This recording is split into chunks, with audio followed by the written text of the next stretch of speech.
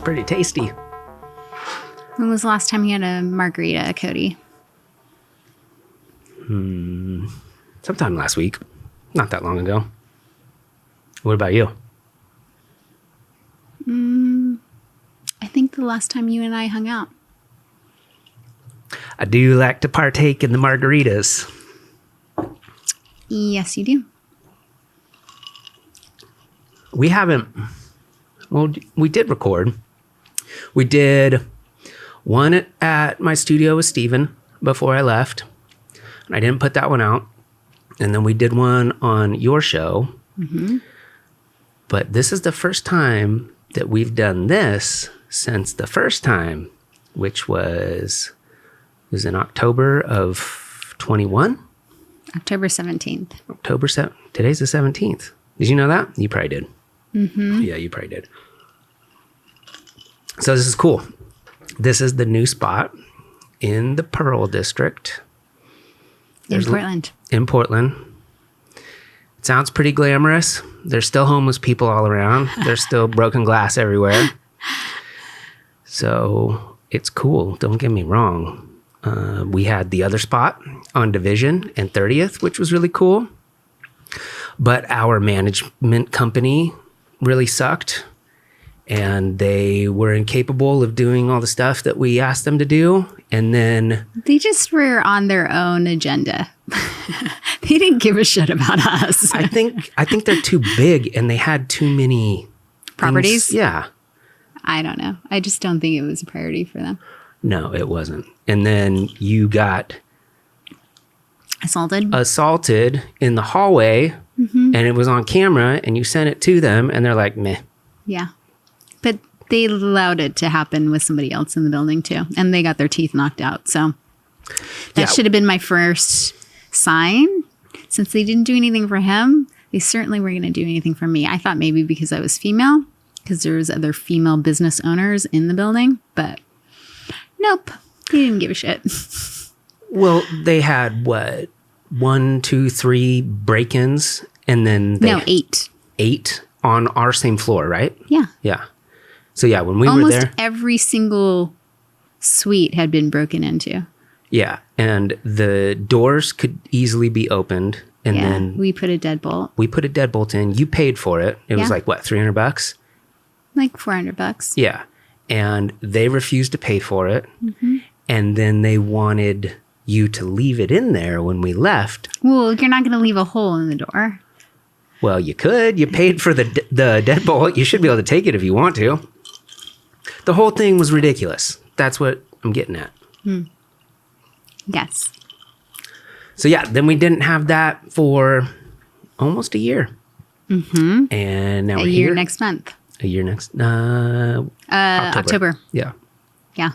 So yeah, now we have this place and it's awesome. And we actually share the room as opposed to last time we had 2 separate rooms, which was cool. This is cool as well. And yeah, this is the first time that I've done... You wanted your own space. You were very specific about that last time. I didn't think... I knew if we did this, we were never going to be able to record at the same time. Yeah. At the other building, we could have recorded at the same time. No, we couldn't have. We could have. It just... We didn't have enough equipment, sir. Oh, yeah, I guess that's true. We never could have. I guess that's true. To just blast you out with my laugh. Sorry. A little bit. It's all right. So I'm not really going anywhere with this. Basically... Oh, you didn't have an agenda? No, what I thought about when we discussed doing this is I wanted to talk to you about your recent trip to Europe. We were in Europe at the same time, not together, but at the same time, like barely missing each other in Naples and Capri and some other places. And I wanted to ask you about purchasing property and... you're mining me for information. I think it's cool. Don't you think people would want to know what it takes to buy something in a foreign country? Sure. Yeah. Yeah, I think it's cool. It is cool. Yeah.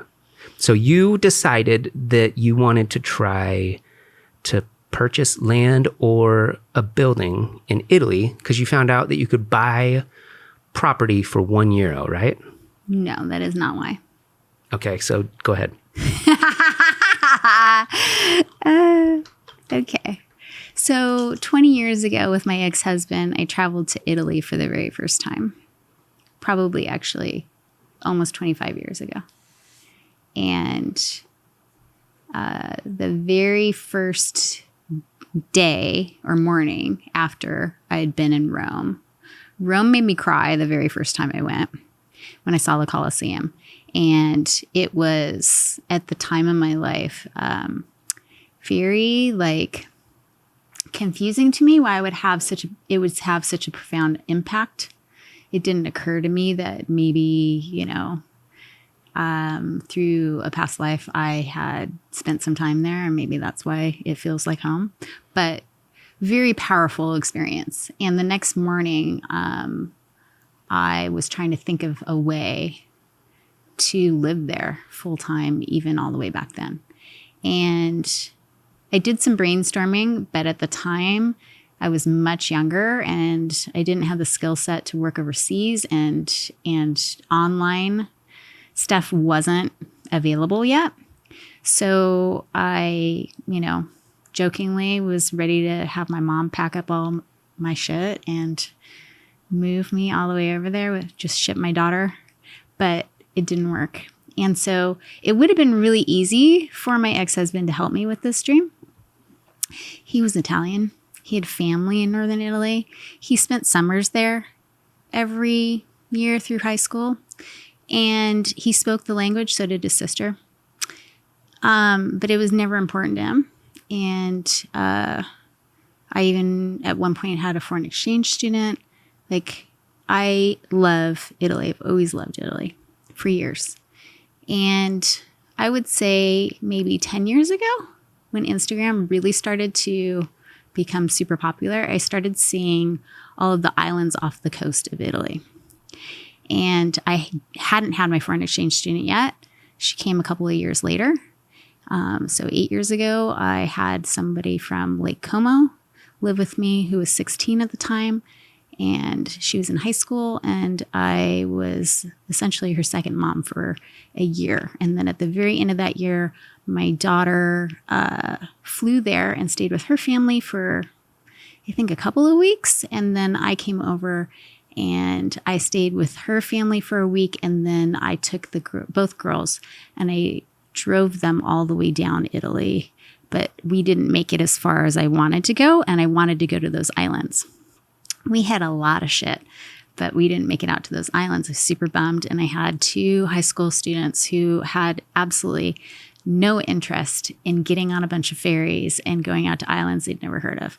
So, Kiara was mildly interested because she'd seen pictures, but she was also super moody. So anyways, long story short, no, it's been something that I've been working on for a really long time. And then, in the last couple of years, I would say, as I started to think about what was next for me once I got the divorce and what I wanted, the life I wanted to create, and got really clear about how I wanted to spend the rest of my life, having property outside of the U.S. was really important to me for a number of reasons. One, I really wanted to invest my money a different way in a different economy, especially with the way things are right now, the political landscape. And as I started to make better decisions about my retirement and what that looked like, getting out of Portland, Oregon during the winters seemed very long-term, like something that I really wanted to push for if I could make it happen. And as I started to see more information and more ads about, yes, properties in Italy going for $1, which as you do research, you find out that they're in very rural areas where it's mostly elderly. All of the kids have left. It's a very small, town. You are generally having a property that is basically in ruins or pretty close to needing full renovation. And you make a promise essentially to City Hall, whatever their version of City Hall is. You go into contract with them and you have to invest, let's say, $200,000 to $300,000, depending on where it is. Yeah, and you have to do that within 5 years. How do they enforce it? Yeah, how do they enforce it? They take the property back. Yeah, but it seems weird to tie it to a dollar amount. Can't they just say you need to... Well, they have to sell it for something to you. It's not worth anything, basically. But that's what I'm saying. Like, people so you're kind of like leasing it. People have a different idea of what renovating a property is, and somebody could maybe spend $30,000 and somebody else could spend $200,000. It depends. You have to do research. Like, you have to go to the different, for lack of better terminology, City Hall. You have to go talk to them about what their specific parameters are, and it's kind of different depending on where it might be. But that is where it started, the process. And I started doing more research about that. And I started reading a book about living overseas and what it took to get, for instance, like an EU passport and recognizing my eligibility for that and starting that process. And then also looking into how can I invest overseas? And I think that's what you're getting at, into a property, become a property owner somewhere outside of the US. And so when I booked the trip, I had done some preliminary research, but I think you know me well enough to know that I also just kind of jump and land places and then figure shit out. So I got there too and made an appointment with the tax code office and tried to communicate with them about what it was that I was trying to do. And that was kind of a dead end. And I also went and made an appointment at a bank that was with the EU, not just in Sardinia. Come off this just a little bit. Okay. And tried to get a checking account there, and you couldn't get in a checking account unless you lived in Italy and could prove that you lived in Italy. And I was like, well, that defeats the purpose because I'm trying to get a checking account so I can get a loan through you. Yeah. And they're like, we're not going to give that to you. It's very difficult for somebody from a different country out of the EU to get even a checking account. And then it would take you about 6 months of having that checking account with us.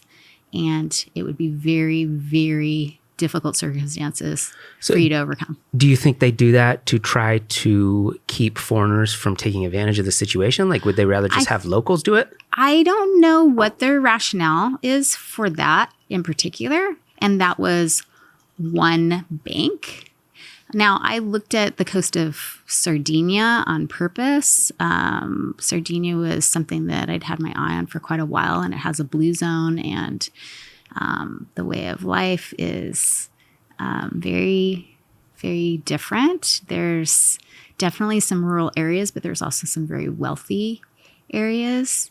And it's very inexpensive to live there and buy property. So that's why it was really attractive to me, that. And I was looking at the Algarve in Portugal, and I'm not totally against looking at the Algarve either. But from what I could tell, the Algarve, we could not find anything that wasn't already in ruins. And I wasn't at a place in my financial status currently to invest $300,000 in a property. So I really didn't want to have to rebuild. So what was your budget when you went into this?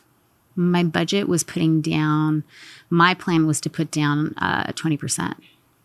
And so I went there with the idea thinking that that's what I was going to do and get a loan. 20% on a $300,000 place? No. In Sardinia, it's for instance, the apartment that I bought was $129,000, and it's a mile and a half from the beach.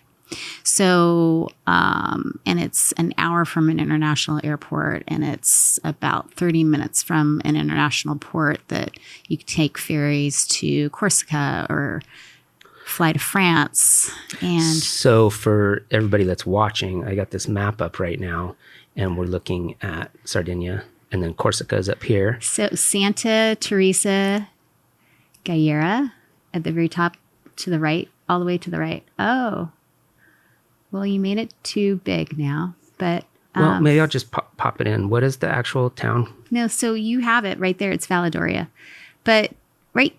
Oh, go. Yep. That's where I bought. But I was going to show you the port is above it and the airport is below it. So it disappeared. It's okay. So you could fly into Sassari, right? Yeah. Or you can come into Olbia. Olbia. Yeah, which is where you came. Yeah, Olbia is about 2 hours. And Sassari is probably no more than an hour. 45 minutes to an hour. And then if you go to the southern part. Oh my God, that's 7 or 8 hours. Which of driving. Did. Yeah. Okay. So I drove all the way through because I landed at the bottom. Yeah.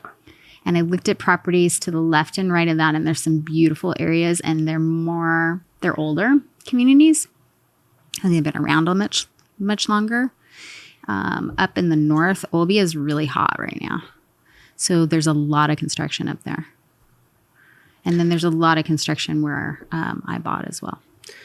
Yeah, because up on that northern coastline. The research I did, that's where like the rich and famous in Europe go to vacation, right? Porto Cervo, your mouse is pretty close to it, to the right. Up, you got to slow down. To the right. Just go out from there. There you go. Porto Cervo. Right there. It's too small. I can't read it. Okay. So Porto Cervo is, it's like yacht upon yacht upon yacht upon yacht parked in the harbor with a yacht club and Givenchy and, just all these high-end shops that are floating on the water. And So you had this idea for the last 10, 15 years. You went to Rome. I think it's been at least 20, almost 25. Okay. So a really long time. Italy did something to you, and you had this desire to own property there, or at least live there in some aspect. Live there in some way, yeah. Okay. And you were married to somebody, and he wasn't into it, and that whole thing didn't work out. You guys aren't together anymore, and now that you're restarting your life, you decided to reinvestigate this desire. And so when you went over there, did you start to look at mainland Italy, or did you know you were going to go to Sardinia? I went with my college best friend, and she's a real estate agent in California. And so I had her start to look up properties. I told her areas because I'd read a book. So I gave her cities. And then in addition, she really likes the south of Italy.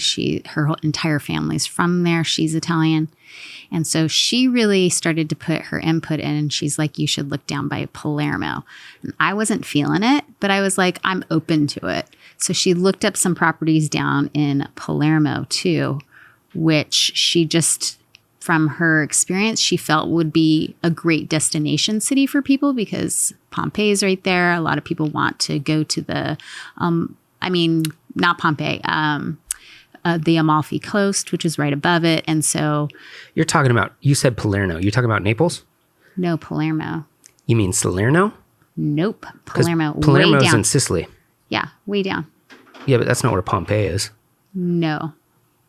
That's why I said I don't mean Pompeii. Oh, okay. I changed my mind. Gotcha. Okay. No, down in Palermo. Okay. On Sicily, yes. That's where she wanted to look. So we were going to go down there. We didn't end up going down there. But we were supposed to. We figured this out I figured this out in 4 days. You got there, you talked to her, you guys were discussing the different options. No, she emailed me some properties like maybe 2 weeks before we left. And then we weren't sure if we could go because her husband needed knee surgery, which happened this week. And so she needed to get back by a certain time. So she was in a time crunch if she wanted to go with me. And so she hadn't renewed her passport. She didn't have a new passport. So we were waiting to see if she could get her passport in time. And the day she got her passport, we booked the tickets. So we squeezed it in, basically. And then, she didn't plan any of it. She just was along for the ride and make sure I didn't do anything stupid. And so you got over there and you sometimes I make, Well, interesting decisions. Yeah, being impulsive is okay sometimes. So you get over there to Sardinia, and you guys fly into, do you know how to pronounce it? Cagliari? Cagliari. And then you had to like drive all over the place, right? Yeah. Yes. I don't have my spreadsheet because I did not know that this was the topic, but I had 15 properties that I was going to look at. I was going to look at 3 or 4 a day, and she was game for that. What's it like? I was trying to see what realtor would get back to me and if I could line them all up on particular days that they were actually nearby each other, and none of it was nearby each other. I mean, I landed in Cagliari and I drove 1 hour one direction, and then I'd pass Cagliari and drove 1 hour the other direction. And I did like that place, but to get to it, the bridge was currently out and you had to drive through a ravine for a good portion of the road and then get back on the road. And I asked the woman in Google Translate, I was like, what's the plan for the bridge when it starts raining? And she's like, well, they say it's going to be done in a year, but we're all, skeptical about whether or not that might get done. And I'm like, so how else do you get there when that's filled with water? So you are looking at a very rural area. The island isn't totally developed. You're driving in mostly mountains, a lot of mountains through the middle. Yeah. On 2-lane roads with no streetlights. Yeah. What's it like driving in Italy? It's not intimidating to me, but there are moments that are stressful. For instance, if you have to get to an airport and you've got a flight, then there's pressure, right? If I'm meeting a realtor at 4:00 and I'm running late because I got lost, I don't care what they think. They can be like, dumb American, she doesn't know where she's going, right? But if I have a flight and I got to return a rental car or whatever, there's added pressure to get there and make sure that you get gas and all of that. So yeah, there were times when it was stressful, but if you pull up Italy, I drove all the way from the top of Italy to past Rome, not all the way down to Naples, but definitely along the coast. 20 years ago? No. This was just 80 years ago. Okay. So, and I did that by myself. I did that with 2 teenagers, a 16-year-old and a 17-year-old. I just mean like learning different road rules and traditions. And I don't give a shit about that. No, Italians drive actually crazier than we do. And they are like crisscross crash. They don't give a shit. They are hauling ass. And they don't use blinkers. As if there is absolutely no speed limit, which is totally my style. I fit in perfectly.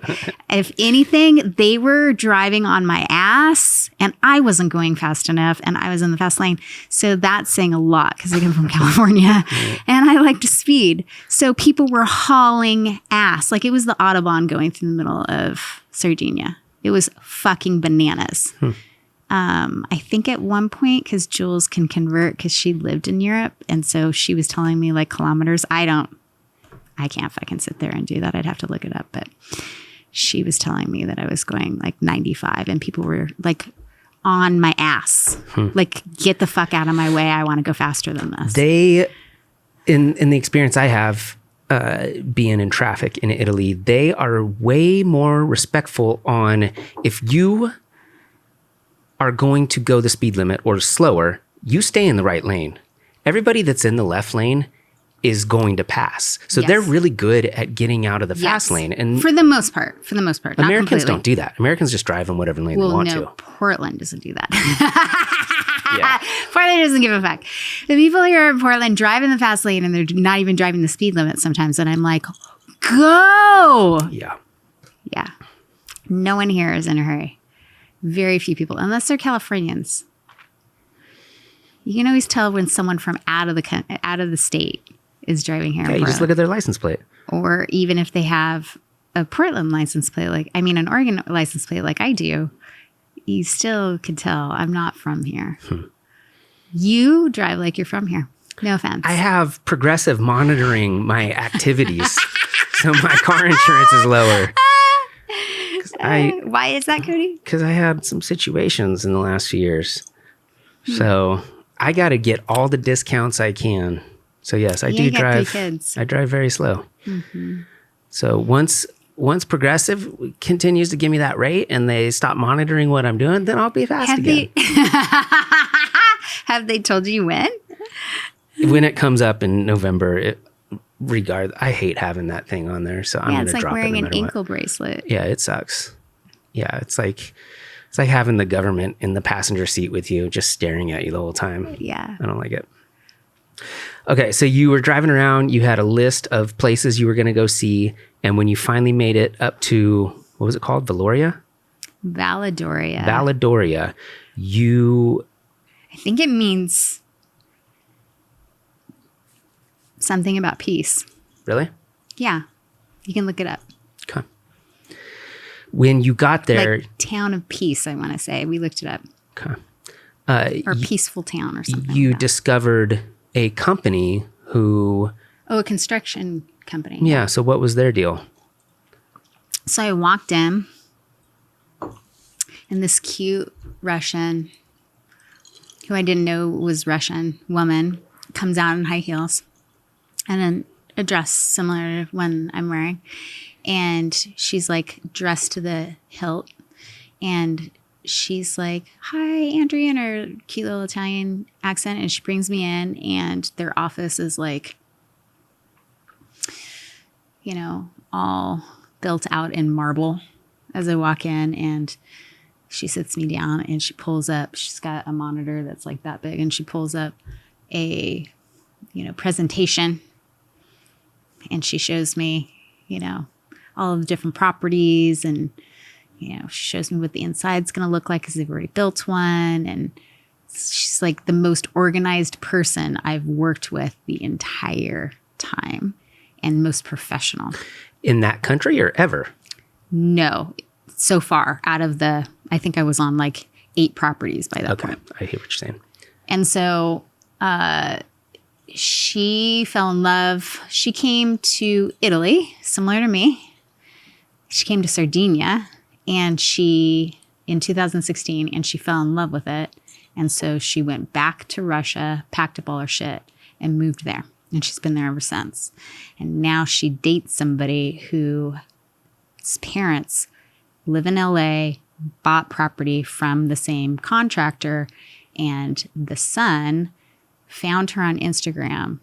And now she, all the way in Sardinia, has a boyfriend in LA that she maintains, and they fly back and forth. These are the kind of people. That ain't gonna work.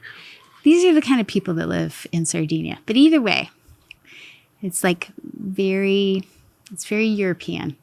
It's very European. To have a boyfriend from Los Angeles? No, just the island itself. To find a Russian that speaks fluent Italian and is dressed like that and living that life. That's all I'm saying. Gotcha. A different lifestyle than Portland. Mm-hmm. That's all I'm going to say. Okay. So you walk in there, you're very impressed. So I walk in there. She gives me the presentation. She hops me in her Beamer. My best friend gets in the back seat, and we drive to the location. Then she takes me out to the beach. She takes me out to another location that's almost built to show me their workmanship and the quality of what it'll look like, the construction. And then I sat down with the owner, who is the son of the man who started it in 1985, and worked out a contract with him. And so they were willing to help me finance it, which is what made it really happen. At that point, I wasn't quite sure. I was working with a woman on a different property who lived in Rome, who was an attorney and wanted to sell her mom's property that was in one of the first areas that I was trying to tell you. It's right at the top, right above Palau. You can see the word Galera. If you... Sorry. Okay. I got water on my mouse pad, so it's not working right. So to the left, now you made it. So Palau? No, to the left of that. Keep going. At the very top, Santa Teresa Galera. So I was looking at a property there. It was a super cute community. It only had a laundromat and a bar, and that was it. And everyone hung out at the bar from the little area. And it was just like this little mountaintop community. And then at the bottom of it was Santa Teresa Galera, like the port. And that's the major port that I was telling you about, that you can take ferries from there You lost To it. Corsica, right? Yeah, to Corsica. And so, anyways, it's very pretty. And I was looking at that. The port is really pretty too. I was looking at that place, but it was built in 1960, and the kitchen had, little grandma had been, not taking care of things. And so I would have had to completely redo the kitchen, and the electrical was hanging on the ceiling, and, the back bedroom didn't have any windows. And so there were going to be it had a beautiful ocean view, but there was going to have to be some investment in it. That was one of those properties that they want to sell you for really cheap, and they want you to renovate. Yeah. Yeah. And so I was looking at, see how cute it is? I was looking at, buying there, but when I found this particular construction company, I was just really impressed with how professional they were, and also the fact that they were going to help me finance it, and it's brand new construction, and I get to choose essentially the layout, the materials, what it looks like. So there's like 5 different lookbooks, and I get to choose all of these. It's like DR Horton, right? What is DR Horton? Isn't that the company where you pick out one of their homes, the floor plan? I have no idea. You never heard of this before? No. Yeah, this is what I think of when you say that. They have who knows how many different floor plans, and no, you pick it's not one. like that. Well, I mean, you get to choose exactly what you want it to be, and that they mass produce them. No. No? Okay. It's family run. The only reason why there's an apartment building that looks like mine is because they built one that is similar. So they can show pictures of the one that's already done, but they've only done one. They don't mass produce them. They're just doing one at a time. They're just a small family contractor. Do they have to build it under a But certain... they've been doing it since 1985. So they have a lot of properties around that area that they've built over time. So they've built houses, and they've built other apartments. But my apartment's only has 4 units in the entire building. Like, it's not an apartment complex as we see it here. And they've done single family, I'm sure, but I wasn't interested in that. And maybe they have a couple of those right now, but really they just had one apartment in the entire building. They'd already sold everything. So they're just working on certain projects. Like, I don't think more than, 5 people in management, maybe 3. Yeah, it's not large. It seems like a good business model, though. I'm sure they're going to be doing all right. Well, I think the dad has been doing it for quite a while and has been successful. And so the son took it over. Yeah. So yeah, you went from purchasing an existing building. And to me, that sounds really cool that you would get to live somewhere that maybe has been around for 3, 4, 5, 6, 7, 800 years. Who knows how long? Oh, it wasn't that long. It was like 1960s. Oh, really? Yeah, it was not hundreds of years. The first place they sent you pictures of, that building had been around for a while, with the gelateria next door with the heart on the floor that I sent you a picture of. What city was that in? That was in Vallepuzza. That's at the bottom. So that's to the left of Cagliari, to the right. It's to the right because it was next to the water from what I remember. Villaputzu.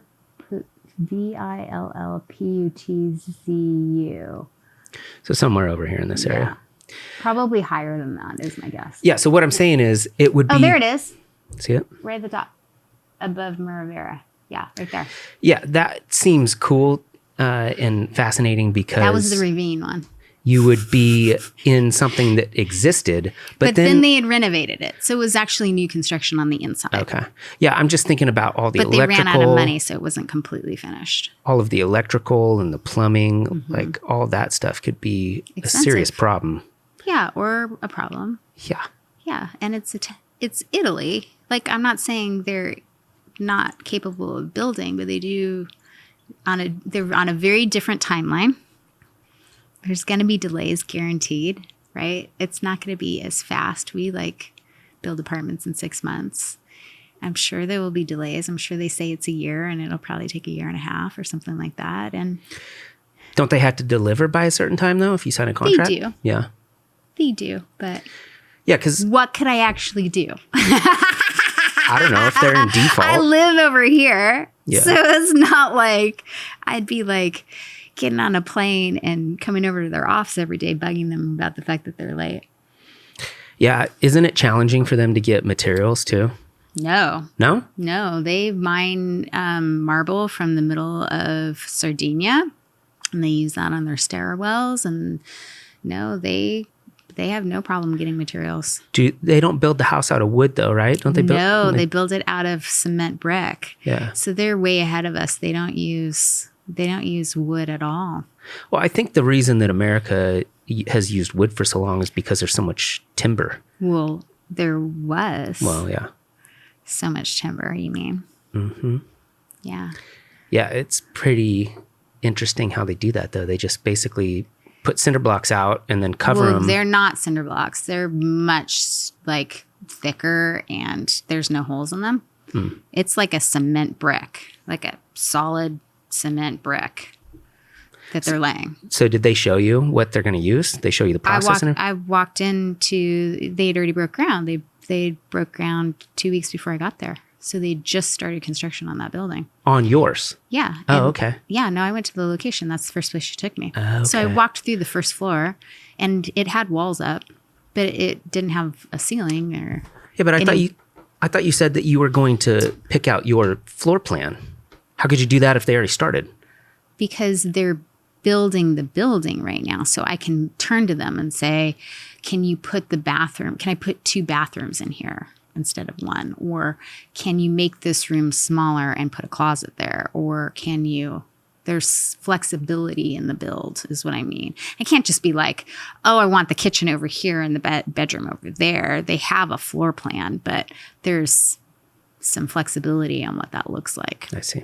Yeah. So that's my plan. So then you have a property in Sardinia that will be completed by September 2025. Yes. Hopefully. And hopefully there's no other legal issues or passport or bank account. I can stay there for 90 days on an American passport. So how do you eventually move there if you want to? If you want to move there, then you have to get an EU passport, or you have to marry someone. Well, it should be easier if you own property, right? Nope. They don't give a shit? Nope. 90 days. You're like, but I live in that spot. They're like, we don't care. Yeah. Yeah, it doesn't give you citizenship to own property there. Yeah, it's always been marriage. But so I knew that 8 years ago, so I had kind of given up. But then I started reading this book, and I found out that if you have your birth certificate, and then if your parents still living, or if they're not with us, then you get their death certificate. But if they're living, you get their birth certificate proving the nationality. And then it's ideal that you just like one more generation, but you can go up several. It just makes it more complicated for you, right? You're going to have to get proof and all of those certificates. But essentially, my father is Czech and Russian, and his mother's country, the Czech Republic, is one of the countries that's pretty amenable to giving a passport to an expat. So that's kind of the direction I'm headed. I wasn't going to try and figure it out with Russia, but I could have. And so that's what I'm working on right now, so that long term, not immediately, definitely not immediately, probably, in 10 years or so, that I would consider living there longer than 90 days. And I don't even know that I'll live there 90 days immediately. That's going to take a number of years too, because I just started my master's, and I don't foresee me going there. Well, I wonder how they enforce it anyway. How do they know if you've been there for 90 days or longer? Well, just when you get your passport stamped? Yeah. And then when you try and leave the country. Yeah, but you're already there. So what are they going to do? Well, you look it up, Cody. You can be the rule breaker. It's pretty wild. I mean, I'd love to own property in a different country, and I think I will at some point. But I'm so amazed that you made that happen Basically, like, it seems like you started talking about it like the month before you went, and then you just went there and you're like, yeah, I fucking bought a property. We started talking about it a month before. Yeah. Mm-hmm. Yeah, it's pretty wild. We weren't talking that often, so you didn't know what was going on with me. Oh, so you've been scheming for a while. I told you, this has been a 25-year project. Didn't just crack it open overnight. This was baby steps over many years, and it was overcoming a lot of fears. This is the first time I've ever bought a piece of property all by myself. Like, there's huge milestones for this to have happened. Yeah. Having the confidence to make it happen, paying for a trip to go over there, that was an enormous expense. I can't even begin to tell you. But it was definitely a trip of a lifetime. I'll never forget it. But the actual property wasn't that bad, right? Do you want to talk about how much it cost? You don't have to. I did. I said it was $129,000. Oh, you did say that. Yeah. But it's more than that because of the exchange rate. But yes, essentially, that's what they sold it to me in euro. I thought you said it was 99,000 euros. No? 129. The first one I looked at was 99. You keep going back to that one. Oh. Yeah, that's not very much money. Yeah. Well, you were traveling at the time, so you weren't really paying attention to what I was doing either. I was paying attention to all the things I could. Yeah, I was in a different country, so different. Yeah, we were doing this. Yeah. Yeah, because I mean, you can't buy a house in Portland in the fucking ghetto no, for less than $400. You can't buy an apartment for that. Yeah. And so to purchase a brand new beautiful. It's 2-bedroom, 2-bath. Yeah. In green construction. Italy. Yeah. For A+ 100. certified, triple pane window, marble countertop, That's cool. all modern appliances. Yeah, you just got to get there. Oh, I will get there. What did Don't you worry about me getting there. What did you look into having a property management company like take care of it for you? They have a property management company. That was the other reason why I liked them. But I don't know anything about that aspect yet. Right now, I'm just paying for the property that I purchased. Mm-hmm. That's my priority right now. That's then, good. At the end of that, as it comes near, I will then worry about property management at that point. It's a little early for that. I haven't even figured out what the inside looks like yet. So you're looking for renters, yeah? For the first couple of years, for sure. Yeah. Yeah. To recoup my costs, absolutely.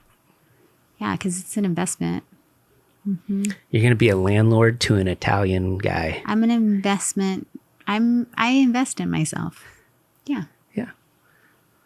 So that's what the idea behind it is.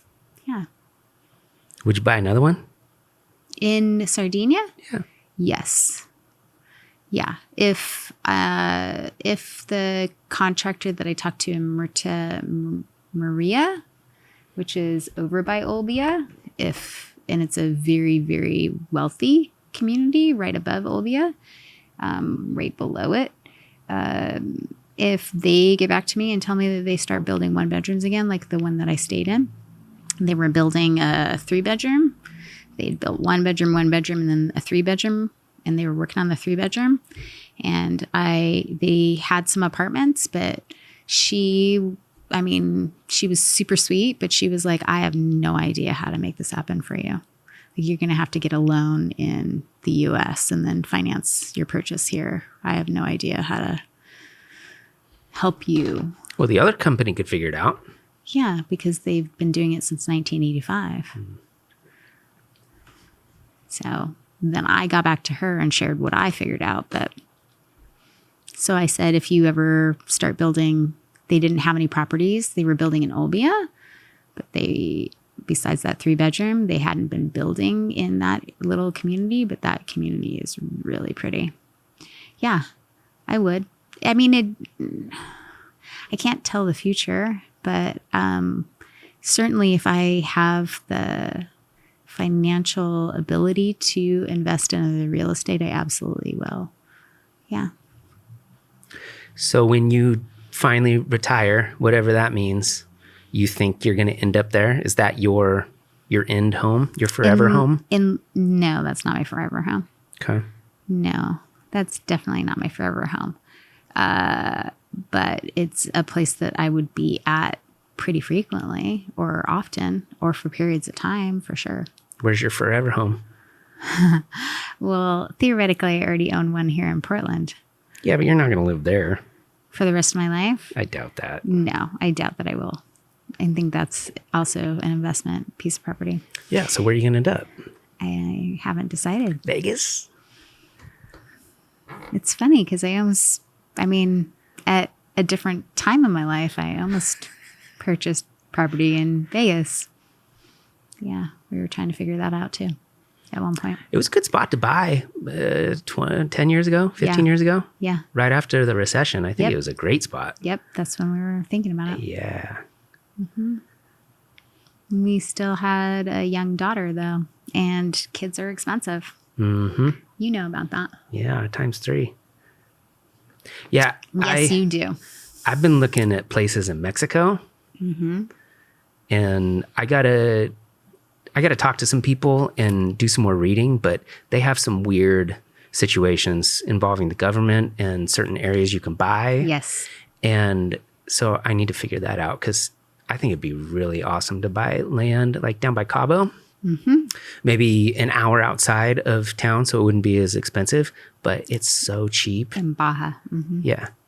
And that seems more reasonable to me because like if I'd love to buy something in Europe, but then if I lived there, like I feel like nobody would come see me. If I'm just down in Cabo, my kids will come down and see me. How many people come and see you right now? You trying to hurt my feelings? No. I'm just saying like...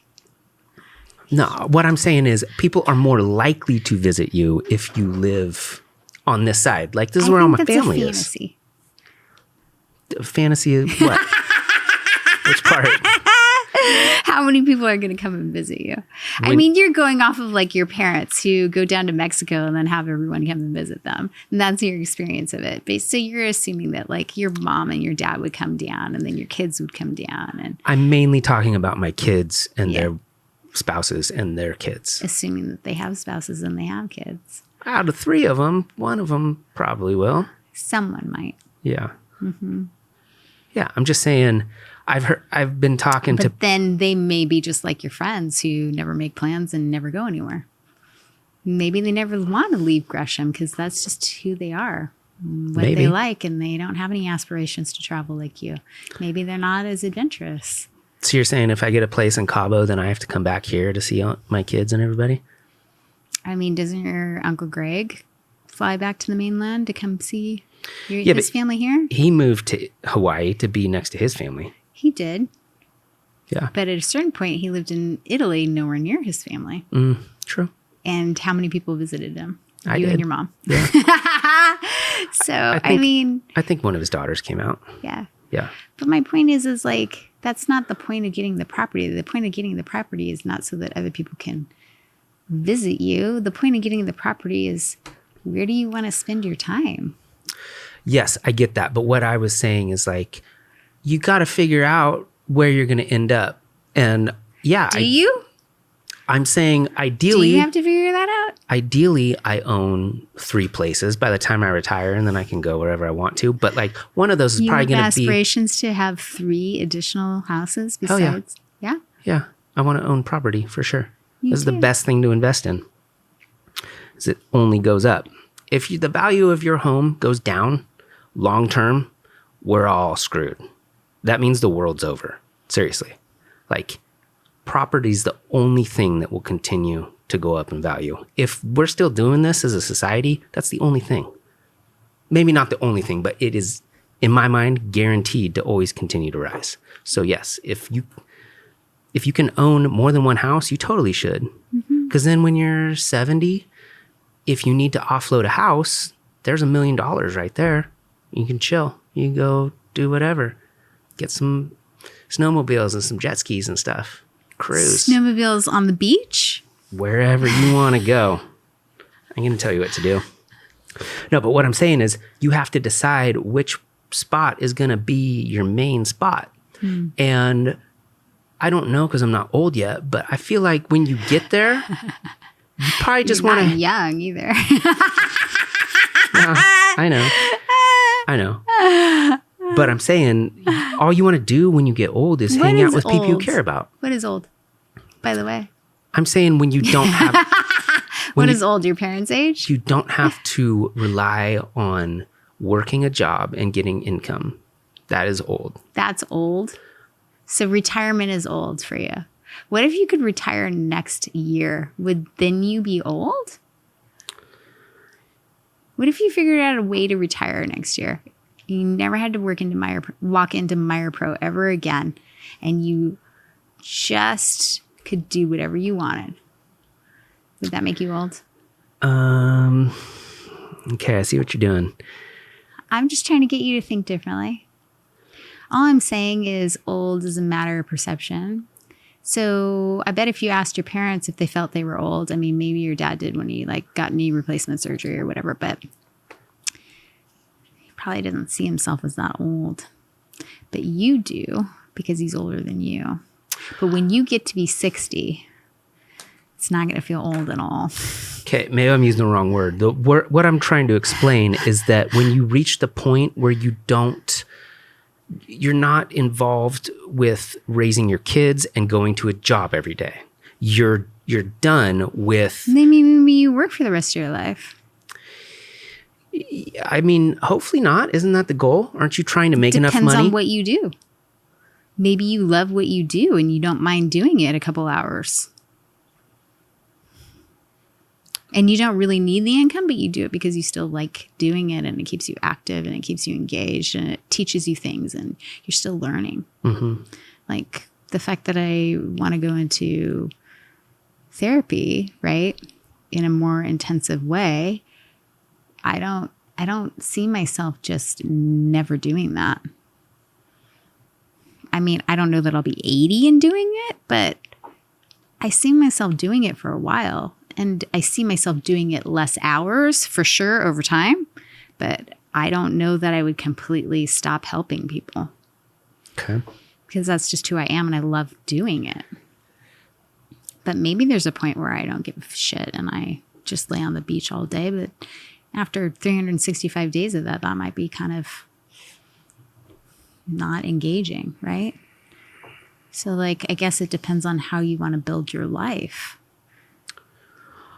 I am just trying to say when you get to the end. The end? Yeah. And not... You mean death? No, just like the last 5 or 10 years of your life. Okay. And you might have hobbies. Maybe you still make some money somehow. But for the most part, you just live at your house and you get up and you do whatever you want to do. I'm saying that is... You don't have to call it old. You don't have to call it retired. You don't have to call it anything. I'm saying it is the point in your life where you're done with the regular grind of day to day. When you reach that point, you have one house that you live in. Maybe you fly to Florida for the winter, but I'm saying you have one house that you do the majority of your stuff. Yeah. If you could have that house be anywhere next to your kids. Sure. You would probably choose to be next to your kids. You wouldn't purposely... Well, it depends on your relationship with your kids. Yes. I'm saying you would choose to be next to people that you care about as opposed to being halfway across the world. Maybe. Okay. Depends on if you have any family. Okay. This is true. Depends on your relationship with your family. Mm-hmm. Some people don't have a lot of family. And so living in Sardinia is not a bad thing because... they don't see their family very often. Okay, so you would live where? I don't know yet. You haven't found the spot. Well, that doesn't mean that I won't be in Sardinia, but that I'm not going to just guarantee right now with a pinky swear or a blood promise that I'm going to only be in Sardinia and that's going to be my home base. Maybe I'll fucking fall in love with Croatia. I hear Croatia's really fucking amazing, according to someone I know. Mm-hmm. But I haven't been enough places. I do know that I was with somebody who didn't like to travel. And I have always lived to travel. So I am just in a new chapter where I have the ability to travel more often than I have in the past. I have an adult daughter that doesn't need me to hang out with her all the time and raise her. So I have more freedom than I've ever had. So I don't know where I will end up. I can tell you that I will spend some time in Sardinia for sure. I like it there, but that might not be the only place. What do you think about Portland? I don't think I'm leaving Portland anytime soon. And I actually, contrary to other people who grew up here, I really don't mind Portland. And I think it's very beautiful and I still really enjoy aspects of it. And summers here are probably my favorite, and fall. Spring's also great, but winter, I think I've mentioned already, I could definitely do without the winter. What do you dislike about the winter? I think after 10 years, I'm finally to the point of admitting that it gets to me. I think for the first 5 years is trying to convince all the people who were shocked that I could live here in such seasons that, I was just fine and it didn't bother me. But this last winter was pretty intense. And so as the weather around the world starts to get more intense, I think we're in less denial about that on a whole. I hope most people are. But as the weather starts to shift around the world and it starts to become more intense, and different climates start to accelerate either hotter or colder, Portland's been having some pretty extreme weather. And this last winter, I can't say was my favorite in some aspects, but the weather was definitely intense. You lived through it with me. Yeah, that tree that almost fell on my house kind of sucked. Yeah. Yes, it did. Yeah, I'm with you. I mean, Portland's okay for some reasons, and maybe I'm just biased because I've lived here so long, but I don't know. I've just been so many other interesting, awesome, fantastic, crazy, beautiful places that I'm just like, I don't know. I mean, it's better than Omaha. For sure. It's better than... It's beautiful in comparison to Omaha, but I can't say that Omaha is bad because I haven't been there. Yeah, I don't know. Maybe I just don't want to be anywhere for very long. Maybe that's why I don't like it, but I think you also don't want to be here. You've been here your entire life and know that you have had experiences in other places and seen how other people do things, right? It's a completely different reality. When I show up in Paris, and for years now, I've thought it's hilarious how the French have such an attitude. But then when I finally show up in Paris for the very first time and I'm like, oh, it's just a fucking building. It's Eiffel Tower. And I see Eiffel Tower for the very first time and I see all the people dressed so beautiful walking down the street, even little grandmothers wearing a silk scarf. And there are all these shops and everyone's got handbags and everyone cares what they look like. And there's a vibe and everyone's in the cafes and the cafes are gorgeous and they're all lit up and they've got flowers and it's incredible. And the packaging and the food and everything, it's a whole vibe. And you think that Mary Poppins is going to pop out of any chimney, any moment, because it's so incredibly gorgeous. And you're like, oh, I think I fucking get it. I understand why the French think it's fucking beautiful, because when they go anywhere else, it pales in comparison. And so when you have those kinds of experiences and then you come back to Portland, it's a very different vibe, right? It's a different vibe of America in general, but then Portland has got its own vibe, right? And you have to appreciate that for what it is, because you can wear a tank top and be completely comfortable. But also, you know that other people in the world are having, in Porto Cervo right now, are having fucking charcuterie on their yacht by day and, going up to their villa in the evening and hanging out at bars and restaurants. Well, I think one of the biggest differences is there's obviously wealthy people in other parts of the world, but it doesn't seem like they come here as often as we go there. Why would they come here? Well, except for to go to our national parks. That's the only draw. Why would they come here? Well, there's cool cities. There's reasons to come to America, but there's just not. Well, for the architecture, history. maybe the history of San Francisco, for instance, which is one of our oldest cities, but, and the beauty, right? But other than that, why would you come here? You wouldn't come here to experience, although every single European that I ran into was like, oh, I love America, which I found interesting. I stopped telling people I was from Oregon because they don't know what that is. So I just tell people California and they go, oh, California. Because everybody knows what that is. Yeah. Oregon? What? Yeah. Yeah, I don't know. There's pros and cons to everything. And I think part of the benefit of living here is we are offered the unlimited access to ambition and success. Like, you can make a lot of money in America if you want to. You just have to find a way. You can start a business. You can work. It's easier. It's easier. And then the majority of the people that make money here, they go spend it elsewhere. But it doesn't seem like you don't have the same opportunity in a lot of other places to make a ton of money. And so I didn't meet anybody, and I didn't talk to a lot of people, but I didn't meet anybody who was coming over here or had the desire to come over here. They're like, why would they? Yeah, they're like, I'll just go to Sardinia. Yeah, I'll just go on vacation. All of the people in Sweden and France, and they were on the beach with me. Mm-hmm. Yeah, why would they come all the way over here? It's not like we're known for our beaches. I mean, California maybe, but even still, we don't have crystal clear blue water, and that's 80 degrees. And I mean, Mexico does, but not the same. It's not the same. Mm-hmm. And the sky is fucking clear, and it's just incredible. It's a different lifestyle. The quality of life is so incredible. The food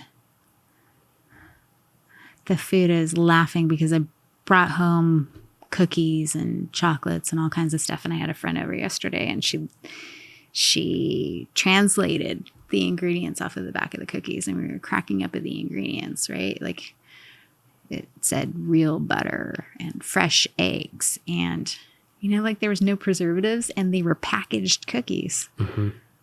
They just don't have it, and you feel so different after you eat it because they don't have the chemicals that we use. So everybody is vibing in a very different way. They're healthier. Yeah, but you know what? They're healthier in terms of their diet, and they also spend more time eating. They're not just rushing around and doing that and eating in their car, but they also smoke a lot of cigarettes.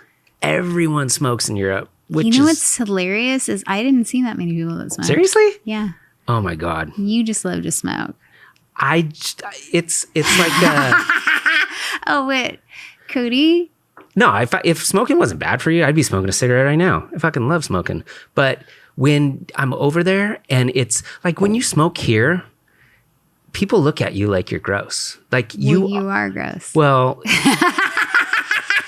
it is frowned upon immensely. That's because the U.S. in general is puritanical in nature about a lot of things.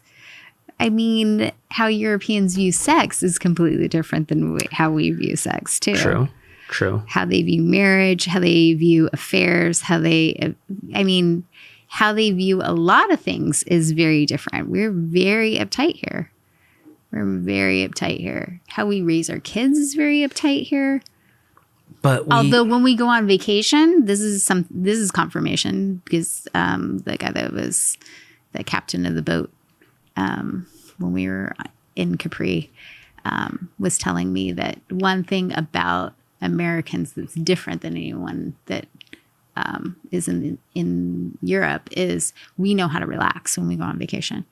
And Italians, the French, anyone from a European country, they're still stressed out. Really? That's what he said. They're still worried about stuff and stressed out, and they can't relax. Maybe it's because they're closer to their home base and they feel like they haven't really left it. I think we just view vacation differently. See, I thought in Europe they call it holiday, and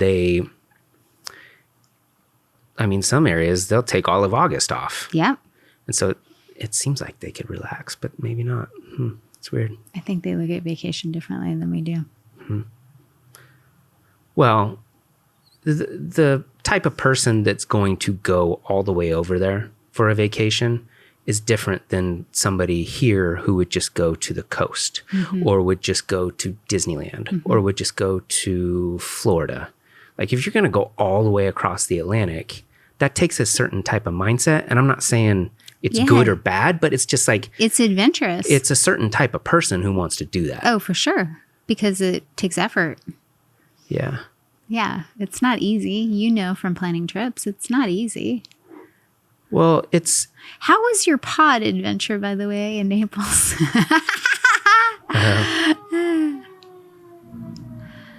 That'll show up. You think? Yeah. That... I'll talk about it when in more detail when I get to it on the individual episodes, but that you're was... going to share on there. For sure. Well, I'll talk about it now too. In Naples, I had to be at the airport at like 4:30 in the morning, and I could have stayed somewhere and tried to figure out transportation, but Naples is one of those cities where they don't have a train that goes. No, you have to have a driver. You have to take a shuttle or get a taxi or have a driver. They may have some sort of rideshare, but I don't think they do. They don't. I investigated all that shit. And most large European cities, you can just fly in and then take the train to the central train station. Naples doesn't have that for whatever reason. And rather than trying to deal with finding a taxi at 4 a.m., I was like, fuck it. I'm just going to sleep at the airport, which I've done before and I hate it. But I was like, it's easier than missing my flight because it would derail a ton of shit down the line. And then I Googled it because last summer when I went, I thought I could stay in Genova's airport. And I found out when I was there that you couldn't because they close from midnight to 4 a.m. Well, Naples does the same thing. Keep out people like you. Yeah, pretty much. Naples closes. Trying to cut some costs on their hotel expenses. So Naples closes from midnight to 4 as well. And I was looking for the cheapest room available because I knew I was only going to be in the room for like 5 hours. Yeah. And they have this weird little, it's like a college dorm. It's like bunk beds basically. But they are walled off individual pods. And I took video of it and it'll be on that episode. But like you open up the door with a key card and the bed is smaller than this table. Like I don't even think it was a twin. It was so tiny. And you had maybe like a foot until you hit the bed. And then there was like a little thing that flopped down so you could put your wallet on it. And then they had a little tiny like 27-inch TV on the wall. But they tell you, please don't talk on the phone. Please don't watch TV past 10. Don't make any noise because there's 50 other people in individual pods trying to sleep because they're going to get up and go walk down the street to get to the airport. And so I'm sleeping in basically like a warehouse with 50 other people with these little tiny walls in between all of us. Yeah, I slept for a little bit. And they have communal showers, which were pretty gross. And I took a shower in there and I slept for 3-4 hours. And the benefit of it is that I paid 40 or 50 euros to sleep there. Mm-hmm. And then I'm not fucking joking at all. It's like 100 feet down the street. Like you walk 2 minutes from that place to the front door. Weren't you of amazed Naples Airport. How many people were there at the airport at 4:30 in the morning? Well, that airport is one of the worst ones I've ever been to. And because they kicked all the people out and wouldn't let them stay inside, there were people sleeping on the front lawn when I showed up at 4 a.m. You showed up at 4? Yeah. And I got there at 5. I got inside. Because it doesn't open until 5. Well, whatever time it opened. 5. I got there and the doors were open, you know? Oh God. It looked like a Friday night at a stadium. There were so many people. Yeah. Yeah. I actually didn't think there was anything wrong with the airport. What didn't you like about it? I didn't like the fact that not all their flights, but a lot of their flights were delayed. And I got inside there and they had the entire security line backed up. If it opened at 5, they didn't open security until 5:45. We all stood there for 45 minutes and there were I didn't run into that at all. hundreds of people standing there just waiting to get through. And I was like, dude, I'm going to miss my flight. And then they finally got us through security. And You had a lot of delays during your trip. that one was rough in Naples. But I had a croissant and a fresh squeezed orange juice. Nice. So you like Naples? We sat and talked and it was so good. We flew to Paris. Yeah, it went fine. It was not anything unusual. Yeah, a lot of those airports, it's so weird that they're so different. I had a driver that picked me up and it's so weird how different all of them can be. There should be like some sort of global idea of how you're going to get people in and filter them through security. And then you're going to do this process to, like, in America, you have to take your shoes off at every single airport. I never took my shoes off once. And I've been to like 15 different airports in Europe. Yep. Why is that different? Why do you have to take your shoes off in America? Tight because of 9/11. That's when it changed. You don't remember. It's ridiculous. How old were you from when 9/11 happened? I was a junior in high school. Yeah. So it didn't impact you. But for those of us who were young adults and adults, it was pretty significant when it came to how the airport changed overnight. Yes, but now we're 20 years out and there are hundreds of airports that don't make you take your shoes off. We have to keep up the story. Otherwise, we would have to admit that we were wrong in making those choices and making people do this and inconveniencing people for the last 20 years. Well, I was at PDX the other day and I heard somebody go... And TSA wouldn't have a job. I mean, like... TSA is not what TSA was before that. Yeah. Like going through TSA before all of this was like Europe. It was just like that, actually. The only thing I took out in all of the European countries I was in was my laptop and making sure I didn't have water in my water bottle. That's all they gave a fuck about. Mm-hmm. They kept stopping Jules because she had an ice pack. But other than that, yeah, they did not care. I had candy and all kinds of shit in my cookies and my backpack. And I had all kinds of shit, as you can imagine. And they did not care. Yeah, they should make rules and establish them to go across all the airports. Worldwide, how would we all agree? It's not going to happen. It's air safety, so it shouldn't be that hard to figure out. I don't know. Different opinions on what is safe and what isn't. And we have different baggage depending on what country's been through what. And we hold grudges here in the U.S. for a really long time. I think people hold grudges everywhere. I'm sure they do, but we definitely do. Like to hear my parents talk about like Pearl Harbor, for instance. My mom's still pissed off about Pearl Harbor. Well, there's probably some Japanese woman in Japan who's the same age as her that's still pissed about that. And she should be. Yeah. It's a little bit bigger deal. It is a little bit different of an experience if she lived through it. Yes. Mm-hmm. Cool. Well, that's probably a good spot. Nuclear war. Yeah, I'm glad we could end on nuclear war. Yeah. Okay. Well, till next time, Andrea. Yeah, hopefully it's not another 3 years. Yeah, it won't be.